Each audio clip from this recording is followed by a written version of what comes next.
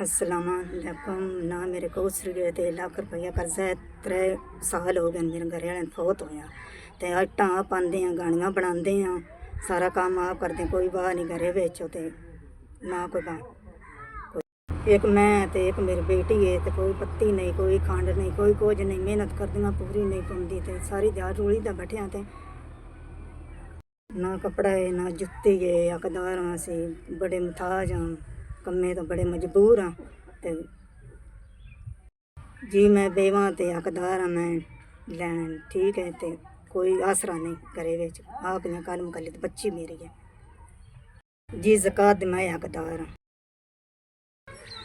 मेरे वीर 5,000 रुपया मिल गया तो अल्लाह तुहानू बरकत देवे, अल्लाह तुहानू चोखा देवे, अल्लाह तुहानू तंदुरुस्तियाँ देवे, अल्लाह तुहानू बरकत पावे। 5,000 रुपया मैंने ज़कात तुसां दे छड्डे। अल्लाह तुहानू मेरे वीरां मैं तुसां 5,000 रुपया दिता है। रोज़े रखिए जा राशन लियाविए जा की इन्हां दा करिए। अल्लाह तुहानू बरकत पावे ते अल्लाह तुहानू चोखा देवे। मेरे वीरां अल्लाह तुहानू तंदुरुस्तियाँ देवे। इन्हां दा राशन लियावां जां इन्हां दे रोज़े रखां। मेरे वीरां अल्लाह तुहानू चोखा देवे, अल्लाह तुहानू भाला देवे।